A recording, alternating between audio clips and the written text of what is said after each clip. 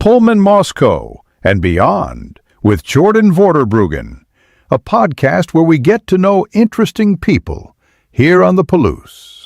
Welcome to the Pullman Moscow and Beyond podcast. My hope is to spotlight some of the most interesting people here on the Palouse, as well as some folks I've gotten to know from beyond our area. On this episode, we talk with local home inspector Dave Weaver about what brought him to the Palouse and some of the biggest concerns on home buyers' minds these days. Did you grow up in the area here, or when did you come to the Palouse? No, actually, I was born in Minnesota and spent the first 4 years of my life there. Okay. My parents decided to move to California, and on very short notice, times were different, and my dad came home and told my mother that he had sold the house. Wow. Which they had just built a few years earlier. Okay. And that they were going to California. He was a terminal manager for a trucking company there in Midland, Minnesota, and he had gotten word that he was probably going to be transferred down to the cities, down to Minneapolis, and he just didn't want that lifestyle and that pressure. And so what area of Minnesota were you in at that time? Fergus Falls, which is north of the Twin Cities by a couple of hours. Okay. So what was the population size like? At that time, it was probably in the 3,000 range. So pretty small. It was pretty small, yes. Okay. And did you have siblings at that time, or? My sister had been born. There's just the two of us. She's 2 years younger than I am. Okay. And so, young family. Back in those days, maybe the man kind of made decisions. Did you just find someone who wanted the house? Was that how it went down? That was pretty much how it happened. Like I say, he was pretty well connected in the community. Right. And somebody had come in and said, I really like your house. I think I'm going to build one just like it. Okay. And my dad said, well, why don't you just buy mine? Yeah. And the guy said, well, that sounds like a pretty good idea. Right. It was pretty spontaneous, spur of the moment. I know they had probably talked about making some changes, but that was pretty abrupt. And so anyhow, I grew up in California. Which part of California? San Francisco Bay Area, East Bay. Yeah. San Lorenzo, San Leandro, Hayward, Castro Valley. Okay. And then we moved up here in 95. Okay. So we've been here for 30 years in Moscow, and when we came up, we were just looking for a kinder, gentler place to raise the kids. We had a young family, 3 youngsters, and my youngest was only 3 months old at the time. How old were you when you moved up then? Yeah, early 30s. Okay. So you had spent a decent amount of your adult life in the Bay Area. Absolutely. And you just kind of decided it wasn't the lifestyle you wanted. Was in the trucking business and putting on a lot of miles. I was driving one truck, had other drivers. Okay. My wife was running the office. Okay. And with 3 young kids, I was working 80 hours a week, and she was busy all the time, and things were just getting crazier and crazier in California, it seemed, and we just decided that was not the lifestyle that we really wanted to raise the kids. Right. And so we started to look around the country, and we kind of cut out huge areas. We didn't want to trade the West Coast for the East Coast. That didn't make any sense. Right. The South we were not particularly interested in. Okay. So kind of migrated towards the Northwest for our search. And one of the communities that we decided to look at was Pullman. And we were trying to find a community where smaller, but still had kind of a university close by. And in this case, we have the 2 universities. So there's still a lot of activities that the kids could watch, sporting events, music, theater, museums, things to that effect. Okay. And we found that Moscow just offered a lot of what we were looking for, and they were able to participate in a lot of activities, sports and theater and things that interested them, music. Absolutely. And, we didn't have to just choose one thing. In the Bay Area, it could have, even at that time, taken you, half hour, 45 minutes to go 5 miles across town. Yeah. And here, kids could hit numerous things. And our older 2 were of age where they could get around a little bit themselves. Okay. Especially in the, coming years when they were into middle school and high school. And so they were able to transport themselves. But even if Lynn had to get one child dropped off at soccer and another at music, she could do that pretty easily. Absolutely. How old when you moved up? 3 months and 6 were the boys. My daughter was 8. Okay.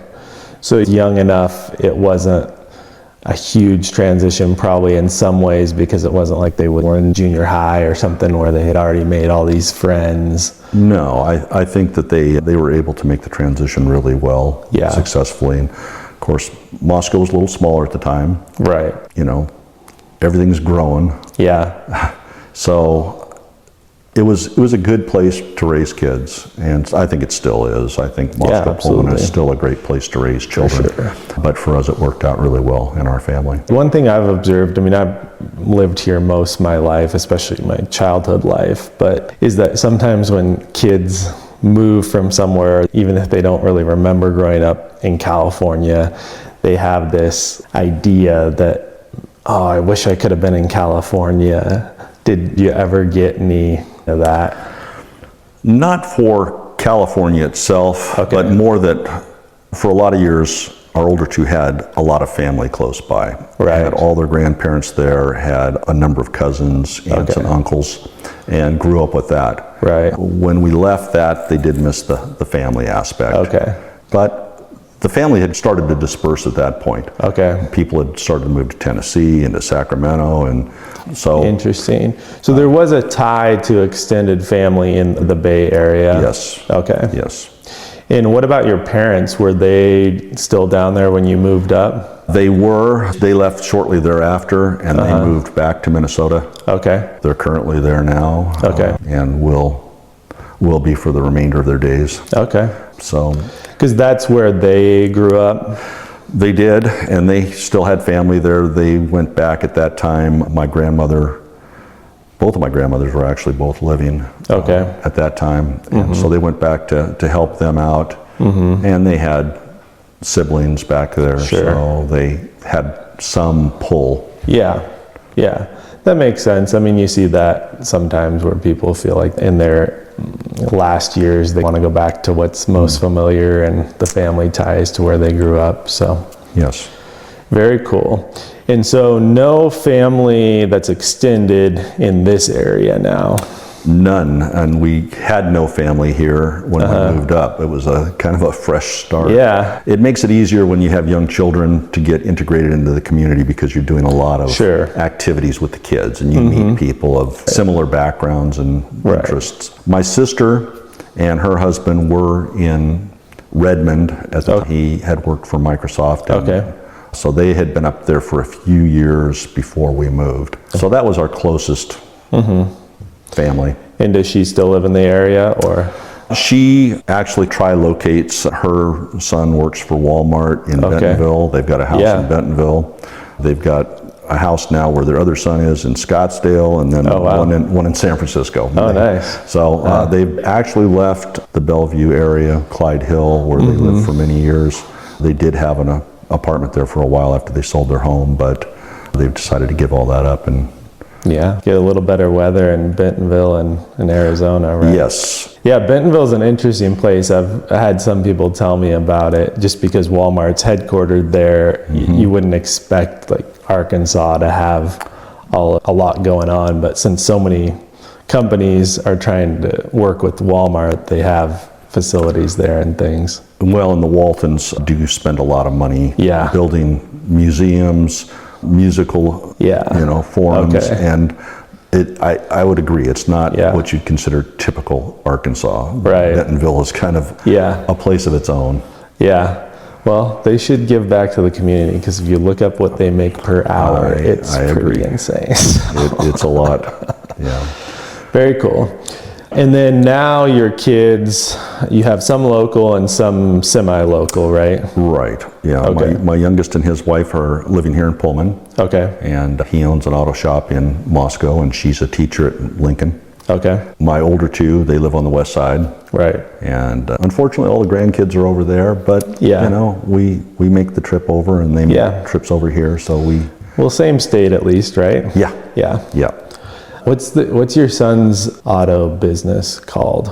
It's Lux Auto House. Lux Auto House, and they do auto repair mostly? They do, yeah. Okay. They focus on imports, but they work on everything. Okay. They do a lot of Mercedes, a lot of BMW, Audis, European. But they work on everything. Okay. And then you have one son who's a realtor on the west side, right? That's correct, my middle. Okay. Yeah. And how long has he been doing that?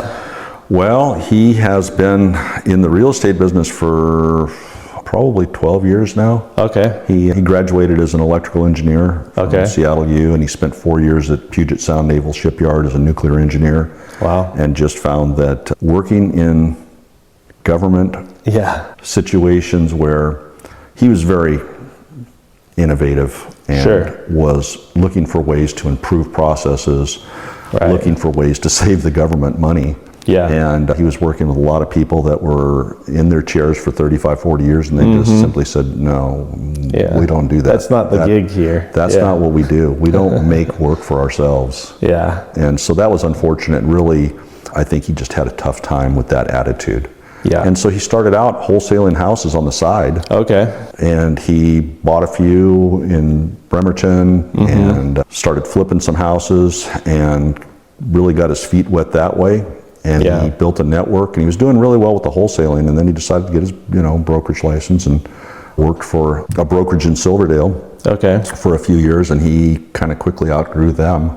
Yeah. And went over to the other side of the pond, so to speak, and landed in Seattle. Okay. And Bellevue has been very good to them. Yeah. And so he's with EXP now. Okay. And been with EXP for quite a while. Right. And so he's got his own brokerage with a number of agents or brokers under him. Yeah. And then what does your daughter do? She's a stay-at-home mom now. She was a social worker. She's also had some businesses that she has started up, and her husband works for Sound Transit. And he's able to work from home, which is great. Nice. It's a good opportunity for them. Yeah, don't have to fight that traffic. Exactly. So all your kids have kind of an entrepreneurial bone, and then you have been involved in multiple businesses.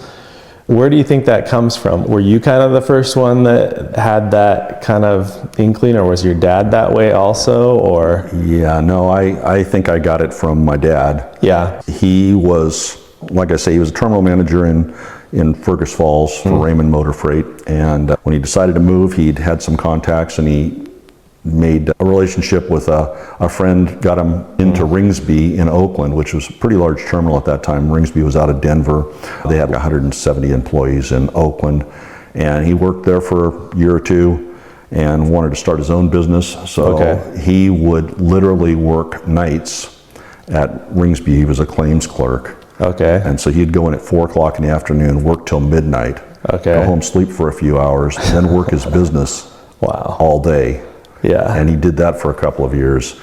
And so he started his own moving and storage business. Okay. And that's what I grew up in, was the trucking business. Yeah. And so I guess I got that entrepreneurial spirit from him. Right. And sort of related to real estate in a way, right? Because you're probably helping people who are selling their homes or buying homes, right? Well, certainly involved in it, although he never had any interest in real estate at all. Okay. He had many opportunities to invest, which he, would have been great if he would have. He just never did.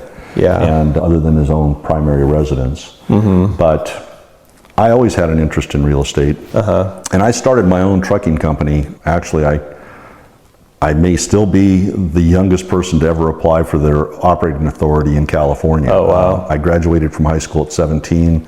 I was around the trucking business all these years. In fact, I just felt like that was my calling. Yeah. And so I got my operating authority, or I applied for it when I was 17. Wow. And a man in San Francisco at the PUC helped me through that process and gave me a call after a month or so and said, well, we've looked through your application, you've taken the test, you've got financial security, et cetera, et cetera. But he says, we don't really know what to do with you because we've never had anybody apply for their authority that wasn't of their legal majority.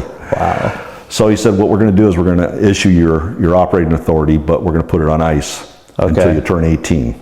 Okay. And so the day I turned 18, I was officially in business. Wow. And that's so pretty cool. That was my first business. How did that work? Were you transporting goods long haul, short haul? Explain that a little bit. Well, initially I just did local moving and storage. Okay. So I had one truck and a couple of hired guys, and just worked locally. Okay. And then at one point I did go on the road. I ran 48 states moving furniture. I did that for a few years. Wow. Came off the road and stayed just in California for a number of years, between San Francisco and LA. Yeah. And that's what I was doing when we decided to sell the real estate that we had owned, sell the trucking company, and move up here. Was there some type of business or a job that brought you to the area? No, I actually didn't have a job when I came here. I'd made contact with what was then T&T United down in Lewiston. Okay. Ty Pafiel was the terminal manager down there. And I'd visited with him, and I'd been up and visited with him, and Ty just kept saying, well, when you get up here, just give me a call, we'll put you on. So I moved up and did go to driving for them, line driving, and I thought, well, I'll do this for a year just to decompress, because I had been running pretty hard for a long time. Yeah. And I thought, well, I'll just do this for a year. I ended up staying 5.5 years there. Okay. Which was longer than I should have. And then I went back to school, finished my degree down at LC. Okay. And went to work for Schweitzer. Okay. As a network engineer. And I was there for a number of years. And loved Schweitzer. Made a change, went from IS over to ES, and that did not turn out to be what they had promised. And I understand it was a new group they were spinning up, so they really didn't know where that business was going to go. Right. But instead of a lot of travel, including international travel that they had promised, I ended up 2 nights in San Diego over a 2.5-year period. Yeah. And that was all the travel I did. The rest of the time I was sitting in a cube looking at line drawings. And it just about killed me, to be honest, because I was used to, in IS, I had the opportunity to be embedded 50% of the time with the property group. Okay. So I was involved in most of the construction of the Pullman campus and all of Lewiston, Charlotte, and multiple Canadian offices, and a lot of offices all over the U.S. And so I did a lot of travel there. Right.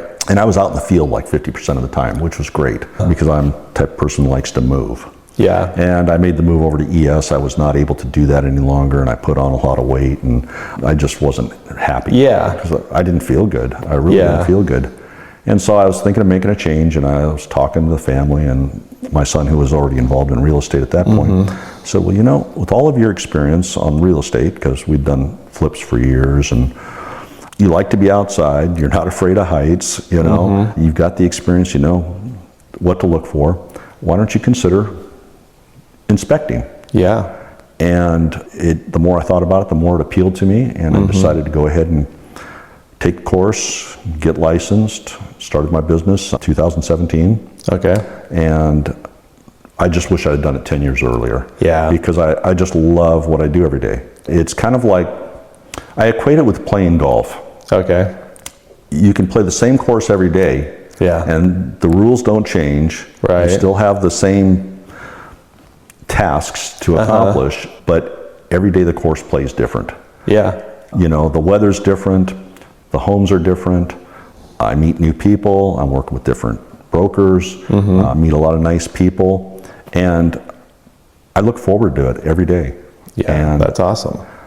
It also, I think it keeps me in much better shape because I'm moving all the time. And Absolutely. That's something that I need. I didn't understand that when my dad was in the moving business and he was middle-aged, but he always said, I feel so much better when I'm working. Yeah. And because it was physical work. Physical work. Yeah. And although what I do is not physically demanding, sure, there is a certain level of athleticism, climbing around attics and crawl spaces. I've seen some of the attics and crawl spaces you've gotten into, and it's impressive. Yeah. Yeah. And so it's been a great fit for me, and I really love it. And like I say, it's different every day. We also do commercial and some industrial inspections, and so that keeps it fresh too, doing some of those. But the bulk of our business is residential inspections. Sure. Yeah, I think if you have that entrepreneurial drive, and even if you're having to work a lot, or maybe working more than you want to, you're still kind of in control of your work, and then go to work for someone, it's tough, right? I've done both. Yeah. Yeah, I've done both, and there's benefits and drawbacks to both. Sure. Certainly, Schweitzer was good to me, and I loved it. First 10 years were fantastic. Yeah. A lot of it's got to do with, who you're working for. Yeah. So that was good, and they treated me well. The benefits were great. but yeah, you don't have a lot of control sometimes. Whereas you're in business for yourself, you have control. That also brings responsibility, and you're always working for somebody.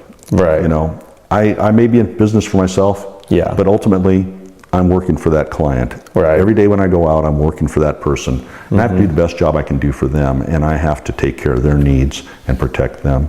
So we always have somebody that's our boss, so to speak, and that's fine. Sure. But I do have a certain autonomy that allows me to make decisions. Yeah. That are And if impactful. someone's really a jerk, you can say, you know what? I'm probably not the best fit for you, and I'm gonna go. I know that never happens with you, but it has for me a couple times. I'm a younger agent, and there are times that I've observed you with clients, or even myself, you kind of have a little bit of a fatherly aspect. Do you ever feel that way, especially with these younger first-time home buyers, where you can be like the dad that actually knows about the house versus maybe some of those dads think they know a lot about homes but really don't? Well, I try not to. Sure. I really try not to. I try to keep my distance. I try to present what we find Yeah. in an understandable, non-alarmist manner. Right. I always feel like my clients, irregardless of whether it's their first home, their fifth home, their 10th investment property, whatever, they have a certain level of knowledge, and I never discount that. Right. But I always try to make it understandable so that they're able to absorb that information. Right. Some people would like some mentorship, and you can kind of sense that sometimes. Yeah. And I try to help where I can. Right. But I never feel like I'm your parent and I should be telling you what to do. I'm never going to tell somebody. And we get often asked, should I buy this house? I never can answer that question. Yeah. Because I don't know what you're looking for. I don't know what your financial resources are. I don't know what your long-term goals are. I don't know what your experience level is as far as handling repairs or improvements. So I really don't answer that question. My typical answer to that question is, this is the information to help you make the decisions that you need to make. And hopefully it's going to provide you with that basis of understanding of what you're getting into. Right. That allows you to make good decisions. And I'm always happy to answer questions, and to the point where they're welcome to call, text, email, 6 months after the fact. Absolutely. And happy to answer questions, because sometimes they'll get into the home and something will come up and they just have a general question. And I'm always happy to answer those questions. Yeah, and there are probably things that they remember it was on the inspection report and it was pay attention to this. It's not an immediate need, but then maybe it's become more of an immediate need, so they just want as much info as possible, right? Sure. Yeah. Absolutely. That's pretty cool. Well, I've known you to go above and beyond for sure.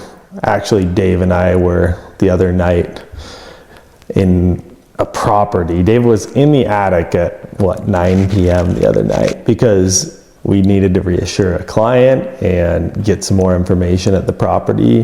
And he said, well, I can go over there tonight. I said, me too. Let's just go take care of it. I think that goes a long way. I know that those clients were super appreciative that you were able to take quick action so that they were able to make a decision within their timeline, things like that. So Good. I'm glad that worked out.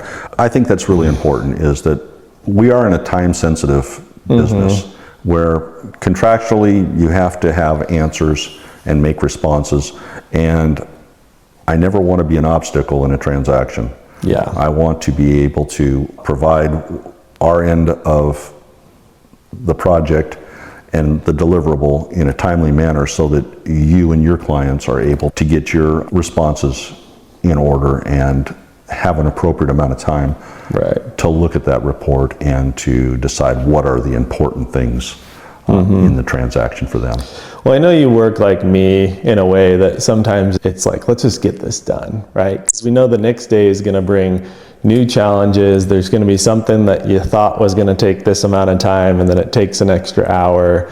So sometimes it's just easier for us also to, let's just take action now versus postpone things. It helps the clients out as well, just to give them as much time to make these decisions as possible. I always encourage my clients, even if we have a 10-day standard in our contract is 10-day inspection period, right? But I always encourage them, well, let's get this scheduled and performed as soon as we can so that we have that extra time. If we need specialists or someone else to come look at something, we have time to get them in there. We can extend that out a little bit, but at some point, especially with the way our contracts are designed, we need to tighten up the timeline. Right. It's not fair to the seller for us to take 30 days to evaluate the property. It's just not realistic for them to have the home off the market and then have to come back on the market if the buyer decides not to move forward. Right. Yeah. Now, we're happy to facilitate that to the best of our ability. And the fact that we do have 2 inspectors does give us a little more flexibility than some of the other inspectors in the area. Right. And we like that. Yeah. We like the fact that we can work together to move an inspection along a little quicker during the day, or if geographically it makes sense to go separate ways and cover different inspections, we do that. But particularly if we get on a large, for example, multifamily. Sure. Had one last year, it was 40 units. Wow. In Moscow. And it really helps to have 2 inspectors. Even at that, it's a 2.5-day project. Absolutely. But for a single inspector to do 40 units, it's going to take them the better part of a week. Yeah. And that's a lot of scheduling. That's a lot of disruption for tenants just to have people around. It's just nice to say, okay, we're going to have a finite amount of time. On this day, you're going to have your inspection. Your day is going to be here. And then walk right through the units and do what we need to do and get those reports turned around in a relatively short period of time. Yeah, absolutely. That's a big project for sure. And so Kyle has been with you for how long now? A little over a year. Okay. 14 months. Yeah. And that's worked out really well. Fantastic. Yeah. Yeah. He's been a real asset. Yeah, absolutely. Well, and sometimes even on a single family home that's maybe a little bit of a bigger house, you guys will tackle it at the same time, right? Yeah. Yeah, we do that quite often. Yeah. Yeah, that probably works out really well. It does. Move through them, keep things moving. Yeah, we appreciate that for sure. What are some of the items that you're seeing become hot topics for buyers that maybe weren't a few years ago? I know the one that comes to mind for me is radon.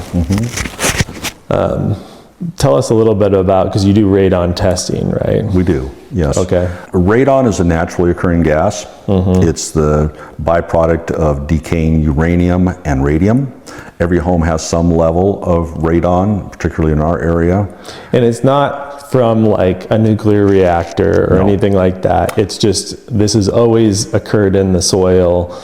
People haven't probably paid attention because they just didn't even know it. Well, really, radon was unknown in homes until about 1995. Wow. It's only been the last 30 years. Yeah. And so the awareness has gone up considerably since then. But no, it's really a matter of how much granite is in the soil. Okay. And so we have levels that generally range from, say, 2 picocuries per liter of air up to the highest I've seen in the area is about 25, which is relatively high because the EPA says anything over 4 picocuries per liter of air should be mitigated or remediated. But you just go 90 miles north up to the Spokane Valley, Coeur d'Alene area, which is where most of the remediation companies are actually located, and they regularly see 175. That's insane. It is insane, and to be honest, every home in the Spokane Valley should probably be mitigated. I've done some inspections up there, and the levels are very, very high. So, and the mitigation is a very simple process. It's not terribly expensive, and once it's done, it's 100% effective. Even those homes, like I say, up north that are well over 100 picocuries per liter of air can be remediated down to 1 and 2. Yeah. And it's a very safe level at that point. And so it's 100% effective. Well, I took a class last year that was very informative on radon, because I think we know a little bit about it, but it was super helpful to get the history of that. It isn't something that people know a whole lot about. And yeah, it was a partnership with one of the main mitigators up there. And they were talking about that. And they had claimed that Spokane, Coeur d'Alene are actually probably the highest in the country. They're hot extremely pocket. high. And it has to do with the Missoula floods and the way the soil moved. That's got to be something that a lot of people don't know about. And is it the leading cause of lung cancer, they think now? Second leading, behind smoking, but before secondhand smoke. So, and that's because you're exposed to it. And that's one of the saddest things is I have on numerous occasions went to pick up a radon monitor. Many times the seller will be at the home when I go to pick it up after it's been testing for 48 hours. And they'll ask, what is radon? And I'll kind of give them a short debrief on what radon is and what its risks are. And I had one in Moscow last year, and lady was selling her home because her husband had died. And on my way out of the house, she said, we built this house in 1977. We lived here all those years. And she said, my husband died last year of lung cancer. And he was a university professor, and he'd never smoked a day in his life. Well, sure enough, I got back to the office and pulled up the results, and it was about an 8, which is fairly high. Yeah. And so for multiple decades, they had lived in the home and had no idea, because it's odorless, it's tasteless, you have no idea. But in essence, what you're doing is with every breath you take, you're giving your lungs an X-ray, because it is a radioactive gas. And so I feel bad for folks like that. And I test homes that are 100 years old that are extremely high, and I just think how many families or how many generations of people have gone through this home, and maybe they passed from lung cancer and had no idea where it came from. And yet it was as simple as a $2,500 repair on a home that will take care of it. It's very consistent. That's right about where it's at. $2,500 to $3,000, depending on the home. Very inexpensive. And a couple of factors. But when you think about the long-term investment, it's definitely worth it. Well, it's worth it to know either way. Yeah. If it's low, I say great. Yeah, now you know that the radon levels are low and there's no risk. Yeah. You have that peace of mind. And it's not something that varies. The half-life on radon is thousands of years, tens of thousands of years. So if you have high radon, it's not going to go away next year. It simply isn't. If it's low, then you're fine. It's not going to get exponentially greater. The only thing that changes it really is seasonality. Right. In the wintertime, because we have our homes closed up more, there's moisture on the ground or snow cover. Radon gas is like water. It's looking for the easiest path. And that's going to be towards drier soil, which is underneath the home. Right. And then it's going to come up into the home. So it will be higher in the winter months, early spring, lower in the summer and the fall. Right. And so if we have one that's marginal, in the middle of summer, I often tell folks, you got to pass here. Sure. But if you're at a 3.9, it will likely be higher in the winter time. Right, and the EPA advises if it's at a 4 or above to mitigate, to have a mitigation system put in.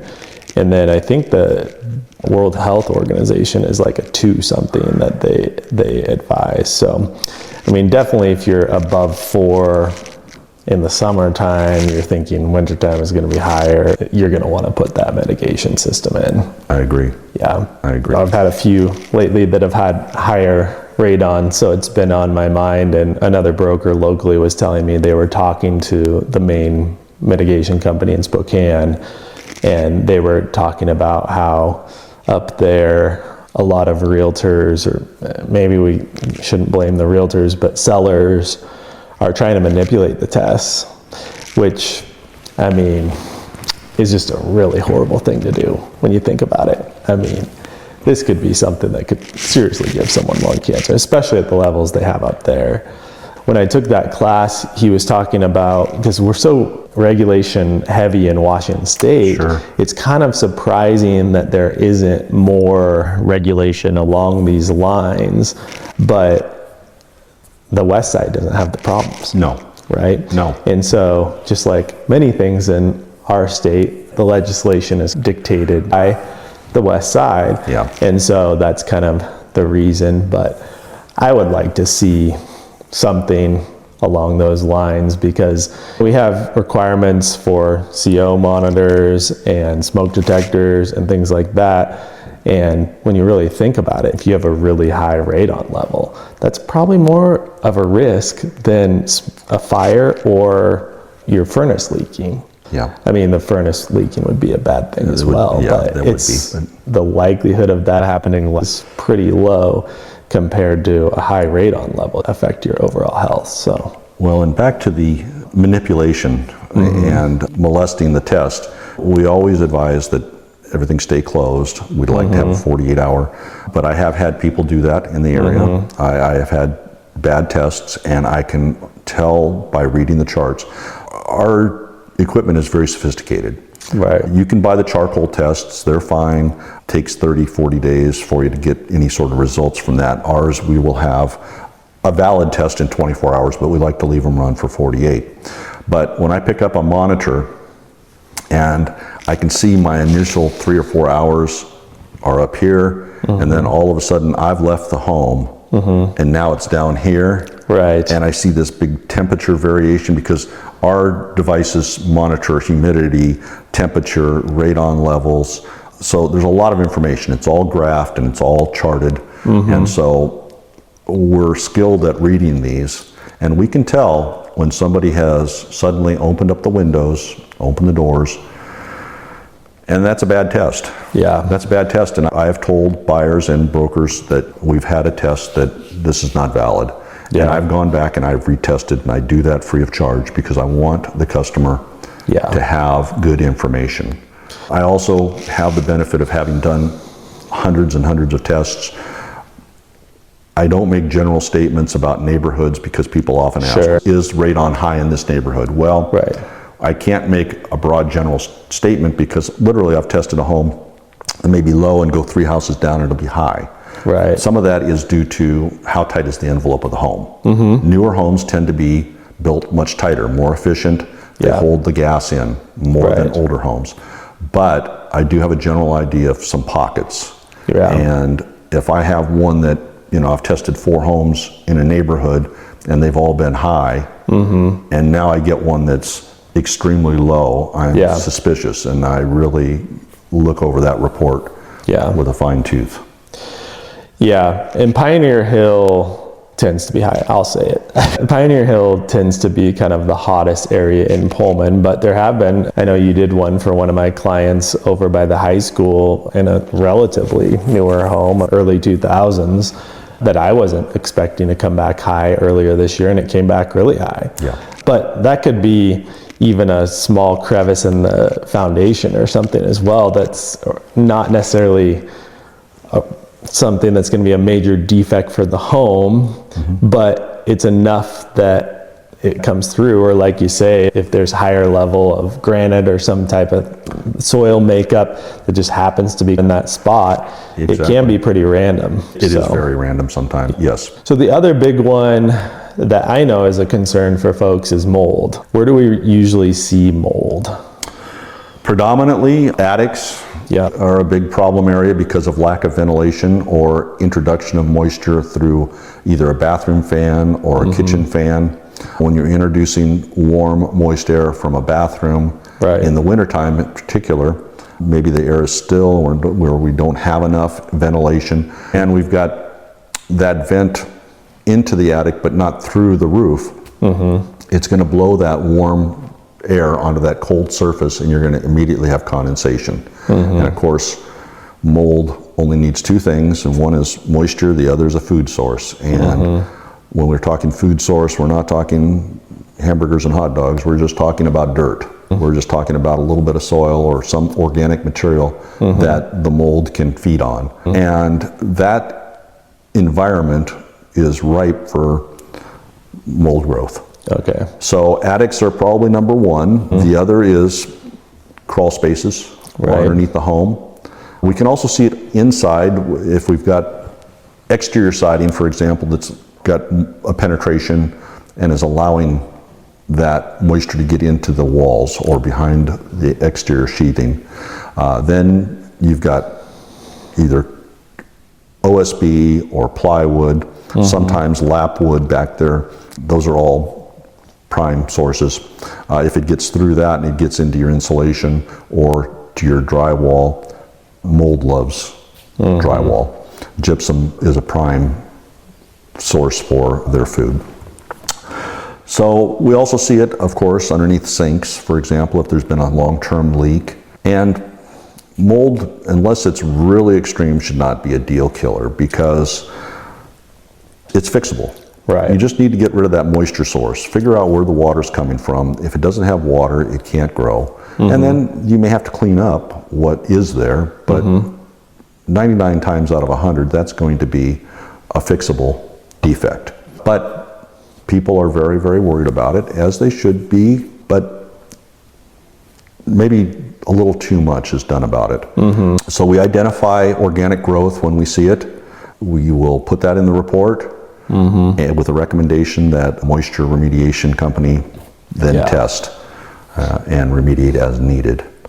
Yeah, I think attics are definitely the top. That's got to be like 75% of it, probably, right? Yes, and here is the shocking thing, and it's really disappointing. We've seen this more in the last 2 years than ever before, is getting into an attic with a brand new roof. Yeah. The roof has been replaced within the last year or two. Wow. And we get into an attic and it is absolutely black. Wow. And we've got delaminating plywood. It's just boggles the mind. The roofing contractor or the homeowner, nobody even peeked in the attic before they did a complete tear off and a re-roof. And the only fix for some of these roofs is literally the roof deck needs to come off, so that you're just tearing off a new roof. Yeah. And well, and if you had looked before you did it, most of the time they're already kind of looking for a couple of pieces of plywood that might need to be swapped out. But how much easier for them to take that plywood off when everything's already torn off the roof. It's typically decent weather, you know. And then it's fixed crazy. right, and it's a lot less expensive than doing mold remediation. But I've seen it many, many times in the last 2 years, and it just is really disappointing. Because then they're going to have to do a really, probably a decent amount of remediation, or like you said, they may end up even having to tear all that wood off and start from scratch, which that takes you from, I just saw one the other day, I think they were charging $60 for each piece of plywood that needed to be replaced during the roofing process.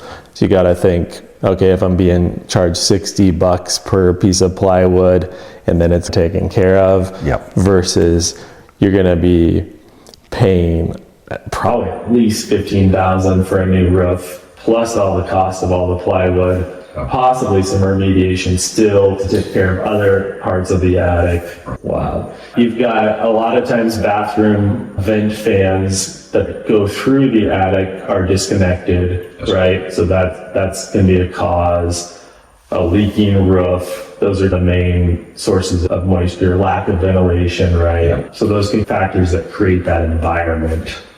Yeah, and some of these fixes are very simple. A lot of times we'll see insulation that is just either over-insulated or it's been pushed out over the soffit and covered the vents, the soffit vents. And in that case, it's just a matter of somebody getting up there for an hour with an insulation rake and pulling it back and getting that flow of air again. Or we see somebody who's taken a bathroom vent, and we see this often, they'll want to take it up to a roof vent, for example, because they think, well, I got it this far from the roof deck and it's right by the vent.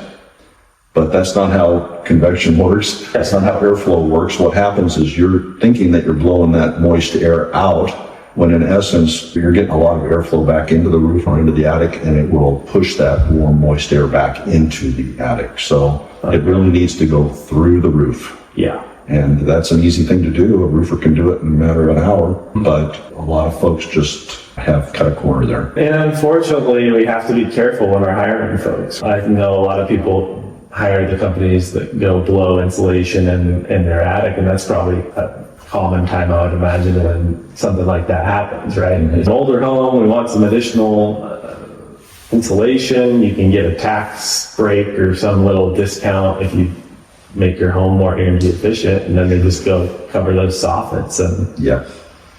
you create a problem. Exactly. So I know those seem to, at least from my experience, be the kind of major ones that really freak people out, is the radon and the mold. But like you said, pretty fixable. Both of those items are a few $1,000s to probably correct permanently. The one I've seen a little bit this year, just the past couple of years, is people letting their roofs go too long. So that's probably, which can create the mold problem. How often are you seeing roofs that really look like they're end of life? More often than we'd like.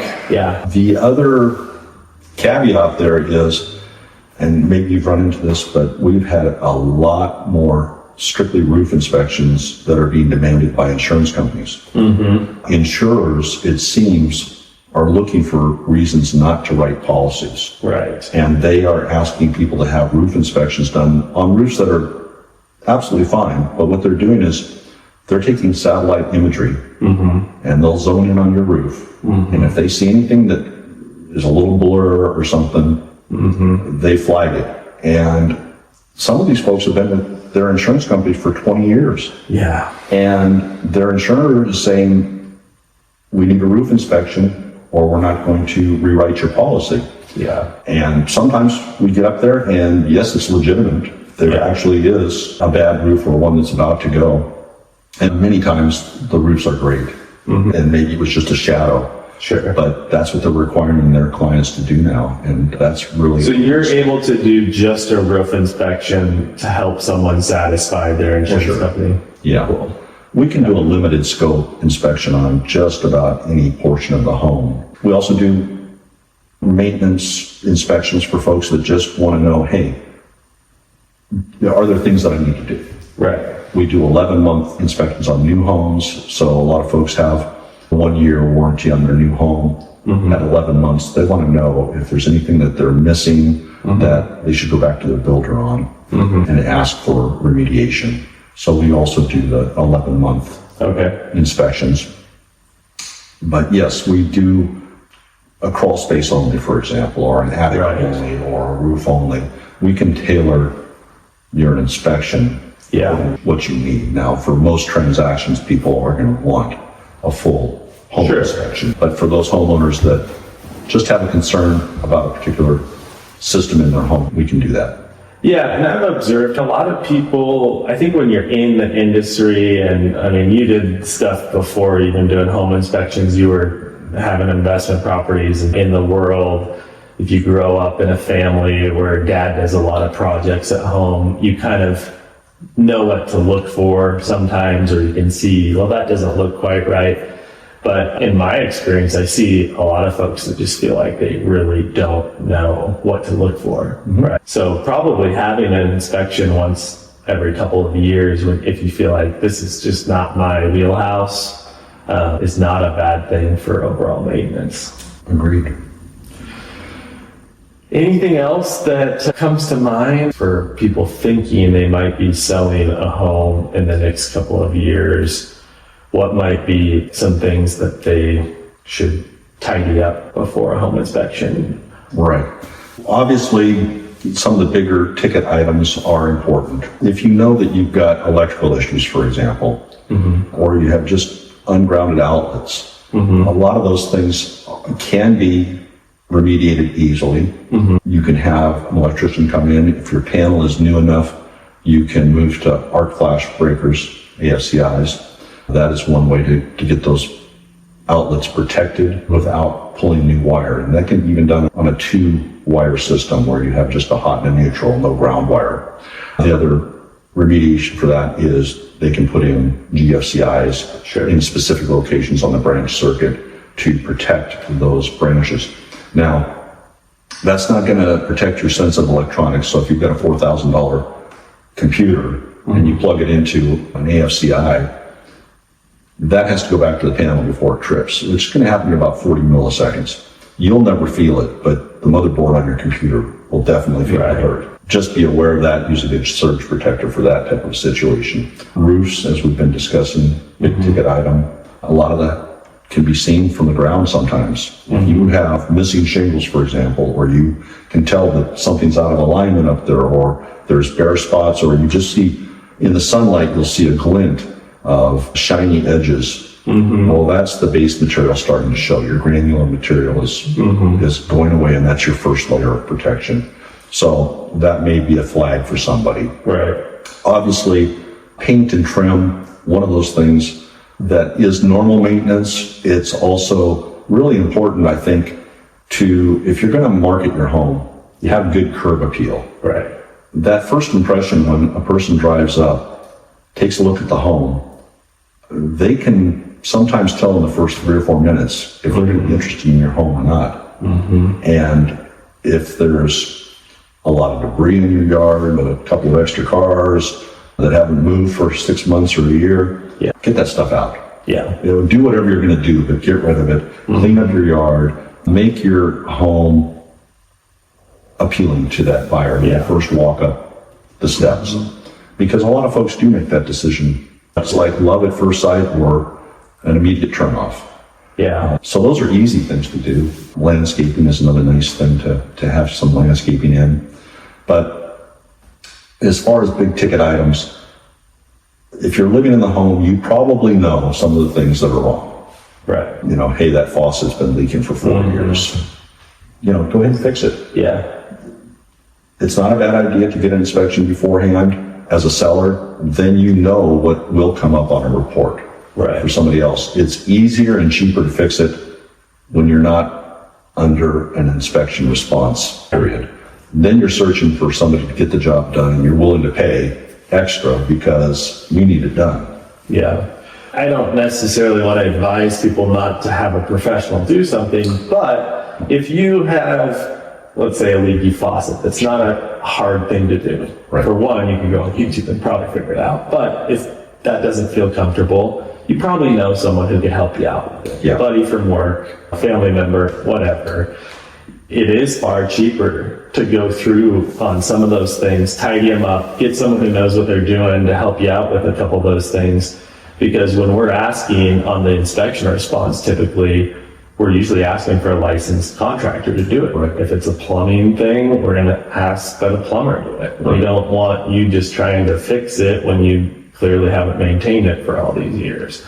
And I would say, to go back to the radon, maybe get a radon test. They're pretty inexpensive. I'm not going to be surprised if many of these homes have mitigation systems 10 years from now, just like we have many sump pumps in the area, right? For wet crawl spaces and things like that. And if a home does have a mitigation system in it, there's nothing to fear. There really isn't, because the home is safe. If the system is working as it is, and that's just a matter of the fan running, basically, which is low speed, very quiet. If somebody is selling a home that does have a mitigation system in it, just be glad that it's already been taken care of. They actually have systems that were installed in the 90s. They're working perfectly fine. Absolutely. Helps your resale later. Absolutely. Yes. Well, thanks for coming to do the podcast, Dave. It was great to learn a little bit about your background, and I'm looking forward to seeing you on our next inspection together. Well, great. Well, thank you for the opportunity. I appreciate it. Thanks. This has been the Pullman Moscow and Beyond podcast with Jordan Vorderbrueggen, a podcast where we get to know interesting people here on the Palouse. This week's episode was hosted at the beautiful property Jordan has listed for sale, 1325 Southwest Panorama Drive in lovely Pullman, Washington. If you'd like to check out that property, visit panorama.pullmanmoscow.com. You can find new episodes of the Pullman Moscow and Beyond with Jordan Vorderbrueggen podcast at pullmanmoscow.com/podcast or wherever podcasts are found. MLS number 285344.